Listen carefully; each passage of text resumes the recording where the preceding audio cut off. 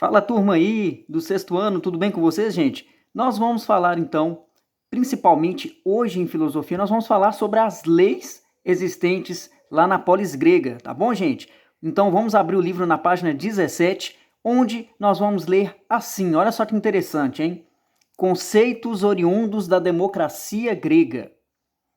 Isocracia é o conceito do ideal da igualdade de acesso a qualquer cargo político. Foi usado na Grécia Antiga em Atenas de forma que todos os cidadãos tivessem o direito e o dever de participar da vida política da polis. Normalmente, todas as decisões eram tomadas em conjunto, respeitando a vontade da maioria, pois o direito de voto era igual para todos. Então aí, gente, olha só que interessante, foi criada a lei da isocracia, que tem aquela ideia de que qualquer cidadão da polis pode ter acesso a um cargo político, lá na época da polis, tá, gente? Então olha só que interessante, qualquer pessoa poderia exercer um cargo político. Essa é a lei aí da isocracia, tá?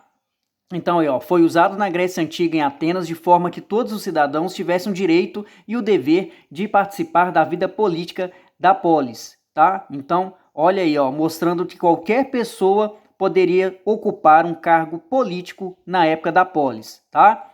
Isegoria, o segundo aí, ó, é um conceito que consiste no princípio de igualdade do direito de se manifestar, de falar na eclésia, ou seja, na Assembleia dos Cidadãos, em que os assuntos da polis eram discutidos e as leis adotadas.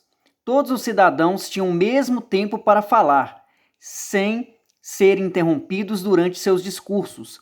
Então aí na isegoria fala aí da lei que é de extrema importância, que todas as pessoas tinham direito de se manifestar e de falar na eclésia, né? Que a gente sabe que a eclésia é a assembleia dos cidadãos que votavam aquilo que era melhor para a cidade, tá? Para a polis. E todos os cidadãos tinham o mesmo direito de fala e falavam. Cada pessoa tinha o mesmo tempo para falar aquilo que deveria ser discutido. E todos ouviam, tá? Então, olha só que interessante essa lei aí da isegoria, né? Que fala que todo mundo, a igualdade de todo mundo se manifestar na eclésia, na assembleia dos cidadãos aí, tá? Isonomia, ou princípio da igualdade, é o conceito segundo o qual todo cidadão ateniense era igual perante a lei, possuindo os mesmos direitos, não podendo haver nenhuma distinção entre pessoas se encontrassem na mesma situação.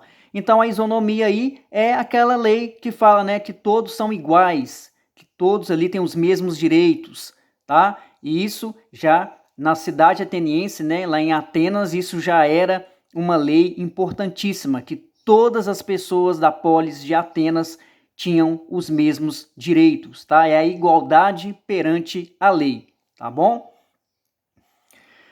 Continuando aí na página 18, nós vamos falar sobre a democracia atual, que é totalmente bem diferente em relação à democracia aí da polis grega. Democracia atual, mas no mundo contemporâneo, considerando a imensa população da maioria das cidades, é quase impossível determinar que o sistema político seja feito de maneira direta, tal qual era feito na Grécia Antiga, com ampla participação popular. Por isso, em boa parte do mundo foi adotado um outro tipo de democracia, a representativa, tá? Ou então tem um nome também, gente, de democracia indireta, tá bom? Porém, a democracia ateniense foi um modelo político muito copiado por várias sociedades antigas e que influencia até hoje o conceito de democracia no mundo. A democracia atual é um modelo mais avançado e moderno da democracia ateniense, em que todos os cidadãos maiores de 16 ou 18 anos, inclusive mulheres, podem votar e assumir cargos públicos, sem que seja excludente e limitada. Então, essa democracia atual é uma versão, né, é uma democracia mais atualizada, bem modificada. Porque na época da polis grega, a mulher não poderia participar das decisões, vocês lembram, né? E aí a gente está falando aí, ó, hoje na democracia atual, as pessoas podem já começar aí exercer essa democracia através do voto, a partir, né, dos 16 anos, a pessoa já está com possibilidade de votar, tá? Inclusive mulheres também, todas as pessoas aí no caso, já têm aí a possibilidade de ocuparem cargos públicos, tá, gente? Sem ter pessoas excluídas. Então, na democracia atual, todo mundo tem direito também de ocupar cargo público. Além disso, a democracia atual, que tem um nome também de democracia indireta ou representativa, os cidadãos elegem um representante, a fim de que este vote por eles nas assembleias. Então aí, por que tem esse nome de democracia indireta ou representativa? Porque os cidadãos, eles vão escolher o representante. Esse representante ou os representantes são os políticos, né, que criam as leis, que vão fazer a política dentro do país, dentro do nosso estado ou então dentro da nossa cidade, tá? Nós escolhemos esses representantes para fazer alguma coisa por nós, né? Mecanismos da democracia direta no modelo representativo, né? Então vamos ver quais são os mecanismos de democracia que existem hoje. Apesar de a representação do nosso país ser indireta, ou seja, quando há representantes fazendo escolhas e tomando decisões pela população, ainda há formas de participação direta da população. Mesmo a gente elegendo, a gente votando e votando nos representantes que vão representar o povo lá na política, ainda se tem formas de como nós, que é o povo, podemos participar dessa democracia indireta, tá? Por meio de consultas populares, os cidadãos brasileiros, por exemplo, têm o direito de votar sobre questões importantes em âmbito nacional. Já aconteceu um plebiscito no Brasil, em 93, quando se questionou a população se o país deveria ser uma monarquia ou uma república. E, no caso da república, se deveria ser presidencialista ou parlamentarista. Então, em 93, gente, teve o plebiscito. Esse plebiscito, ele perguntou para o povo se o país queria seguir o caminho da monarquia, né? Então, se tivesse que perguntar se você gostaria que tivesse um rei governando o país ou que você gostaria que fosse uma república. E se caso fosse uma república, você queria que essa república pudesse ser comandada por um presidente ou por um parlamento, por um grupo de pessoas, né? Então é bem interessante aí que foi questionado isso para o povo. A população na época, então, votou numa república presidencialista que vigora até hoje. Outro exemplo foi na ocasião da votação de um artigo do Estatuto de Desarmamento, que previa a proibição da comercialização de armas e munição em território nacional. O povo votou contra, tá? Então, é bem interessante que só aconteceu só esses dois casos também, viu, gente, de plebiscito, de perguntas para que o povo pudesse votar, né, diante das decisões de como que o governo iria ser criado, né, de acordo com o resultado dessa eleição, sobre essa perguntinha aí que foi feito para a gente aí em 93 e também aí na campanha do desarmamento. Plebiscito é quando a população pode escolher como deverá ser uma lei antes dela ser elaborada. Portanto, a consulta popular é feita a fim de definir os pontos importantes da lei antes que ela seja votada em caráter nacional, se for uma questão a ser votada no Congresso Nacional ou em caráter local, se for votada na Câmara de Vereadores, por exemplo. Então, plebiscito, gente, é quando a população ele vai escolher como que essa lei deve ser criada, tá? Como ela deve ser colocada em prática antes da elaboração dela. Então, quando o governo vem e faz um plebiscito, ele quer saber a opinião da população, porque com o resultado da opinião da população nessa votação, é que eles vão criar a lei conforme o resultado que aconteceu na votação popular. Entenderam, gente? Então, o plebiscito é bem interessante o plebiscito, porque antes da lei ser criada, a política, né, os políticos, eles perguntam para a população primeiro se é a favor ou é contra, né, porque as decisões devem ser tomadas principalmente com a opinião do povo, né, e já se tem muitos anos se não se tem plebiscito mais, tá? Então, é uma questão aí que poderia ser colocada mais em prática. Referendo é quando a população pode votar a fim de aceitar ou rejeitar uma lei que já foi elaborada, ou seja, cujo teor já foi definido pelos parlamentares e aprovado no Congresso. Então, o referendo é quando a população pode votar, tá? Se é a favor ou é contra uma determinada lei que foi criada pelos políticos, tá? Então, olha só que interessante. Eles vão criar uma lei e aí os políticos vão perguntar para o povo se estão a favor da lei, né, se concordam com essa lei que foi criada pelos políticos, ou você é contra.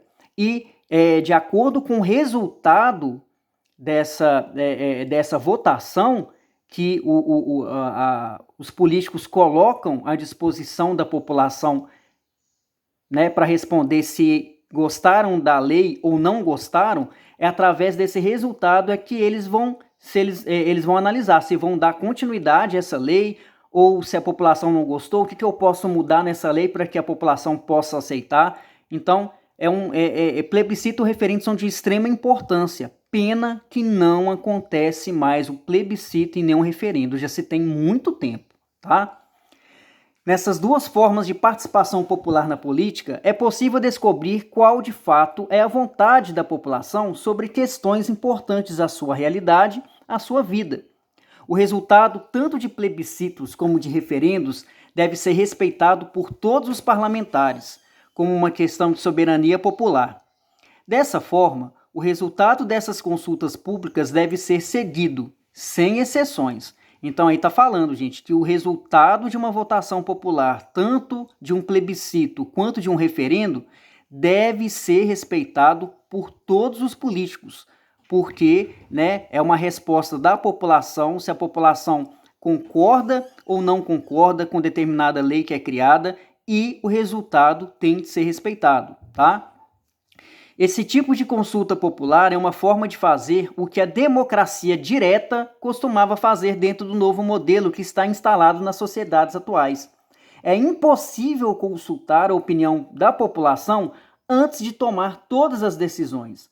Mas no caso de questões pontuais e até polêmicas, além de ser possível, é necessário. Então ele está falando, precisa de se ter mais plebiscitos e mais referendos. A população tem que ajudar nessa criação dessas leis. Não adianta nada só criar a lei e jogar para a população essas leis. A população tem todo o direito de votar, se concorda ou não concorda, se não concorda, o que pode ser feito para mudar, porque a população é que faz o país caminhar. Então eles têm todo o direito, né? Nós temos o direito de fazer as escolhas, de observar essas leis. Participação política. Você sabe de que forma podemos participar ativamente da vida política do nosso país? Segundo a nossa Constituição, somos todos livres e iguais perante a lei. Temos direito à liberdade de pensamento, associação, locomoção. No entanto, há muita desigualdade social, miséria, desemprego, analfabetismo. Tudo isso limita o exercício da cidadania no país. Há muitas formas de participar da política, fazendo parte de movimentos estudantis, de movimentos ecológicos, de movimentos contra a exploração do trabalho infantil e a violência contra a mulher, etc. Tudo isso tem um significado importante político. Por isso é necessário que todos participem da vida política do país, a fim de que esses movimentos sociais sirvam de instrumentos para a conquista da cidadania de todos os brasileiros. Então, nós temos que exercer nossa cidadania, nós temos sim que buscar formas de procurar fazer com que os nossos políticos possam realmente olhar pela nossa população. Se nós acabamos elegendo, se nós votamos por esses representantes e esses representantes não estão fazendo algo pelo povo, a gente tem todo o direito de cobrar, a gente tem todo o direito de se manifestar. Isso é democracia. Isso é necessário, as pessoas têm que acordarem e verem que realmente a população tem que se mobilizar. Cidadania. Olha só, a origem da palavra cidadania vem do latim civitas, que significa o quê? Cidades. Os cidadãos ou civis possuem os direitos políticos, civis e sociais que existem em uma nação. Direitos políticos referem-se à participação do cidadão no governo da sociedade, ou seja, a participação no poder. Por exemplo, a possibilidade de fazer manifestações políticas, organizar partidos, votar e ser votado. Então, são direitos políticos. Qualquer cidadão pode se tornar político, tá? Então, olha só que interessante aí. Esses direitos políticos a gente viu aí em cima aí que desde lá da época da polis grega, o cidadão poderia ocupar um cargo público, da mesma forma que hoje, né? Direitos civis, por exemplo, o direito de ir e vir, de dispor do próprio corpo, o direito à vida, a liberdade de expressão, a propriedade, a igualdade perante a lei, a não ser julgado fora de um processo regular, a não ter o lar violado. Direitos civis são direitos que todos nós cidadãos temos, né? Liberdade de expressão, nós temos direito à propriedade privada, né? A ter bens materiais, enfim, crescer na vida, né, gente? Dando um passo de cada vez, nós somos iguais perante a lei. Direitos sociais, por exemplo, o direito ao trabalho e a um salário digno, o direito de usufruir da riqueza e dos recursos produzidos pelos seres humanos, como moradia, a saúde, alimentação, educação, lazer, direitos.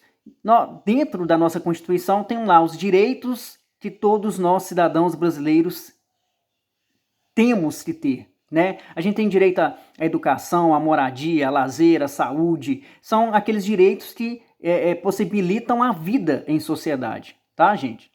Cidadania, enfim, é tudo aquilo que faz de uma pessoa um cidadão ou integrante pleno de um Estado. Isto é, você tem os seus direitos e os seus deveres.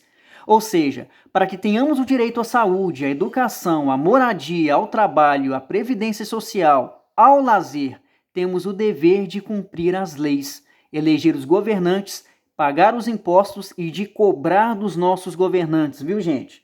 Não esqueçam disso. Pessoal, nós temos aí algumas questões sobre essa partezinha que a gente está vendo aí hoje. Vocês vão fazer da questão 8 até a questão, até a questão 12, tá? Da página 21, até a questão 12 aqui, ó, até a letra D, tá bom? E me enviem pelo Senec Digital, turma. Valeu, turma, muito obrigado.